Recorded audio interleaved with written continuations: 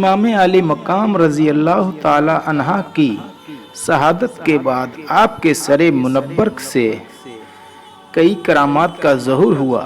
امام علی مقام رضی اللہ تعالی عنہ کا سر انور رسوائے زمانہ یزید بدوقت خولی بن یزید کے پاس تھا۔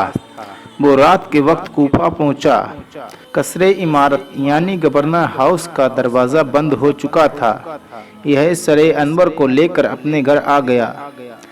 ظالم نے سر انور کو بے ادبی کے ساتھ زمین پر رکھ کر ایک بڑا برتن اس پر الٹ کر اس کو ڈھک دیا اور اپنی بیوی نوار کے پاس جا کر کہا، میں تمہارے لیے زمانے بھر کی دولت لایا ہوں، وہ دیکھ حسین بن علی کا سر تیرے گھر پر پڑا ہے۔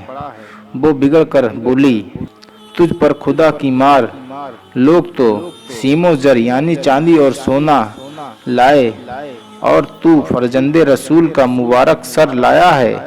خدا کی قسم اب میں تیرے ساتھ کبھی نہ رہوں گی۔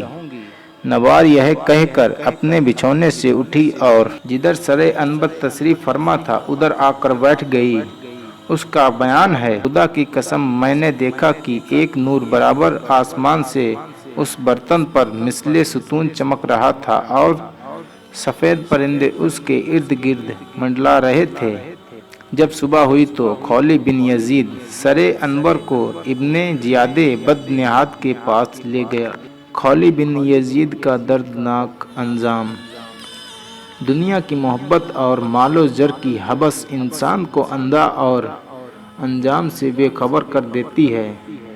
بدوقت خولی بن یزید نے دنیا کی ہی محبت کی وجہ سے مظلوم کربلا کا سر انور تن سے جدا کیا تھا، مگر چند ہی برس کے بعد اس دنیا ہی میں اس کا ایسا خوفناک انجام ہوا کہ کلیجہ کانپ جاتا ہے۔ چنانچہ چند ہی برس کے بعد مختار ثقفی نے قاتلان امام حسین کے خلاف جو انتقامی کارروائی کی، مختار نے ایک حکم دیا کہ کربلا میں جو شخص لشکر یزید کے سپہ سالار عمرو بن سعد کا شریر تھا وہ جہاں پایا جائے مار ڈالا جائے۔ یہ حکم سن کر کوفہ کے جہاں سورما، ظالم با ناانصاف بہادر بصرہ بھاگنا شروع ہوئے۔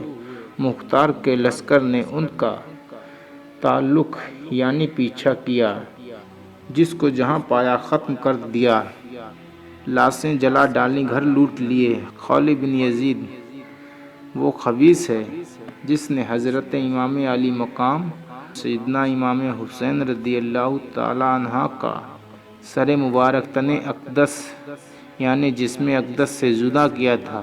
یہ روح سیاہ بھی گرفتار کر کے مختار کے پاس لایا گیا۔ مختار نے پہلے اس کے چاروں ہاتھ پیر کٹوائے، پھر سولی چڑھایا، آخر آگ میں جھونک دیا۔ اس طرح لشکر ابن سعد کے تمام اسرار یعنی شریروں کو طرح طرح کے عذابوں کے ساتھ ہلاک کیا۔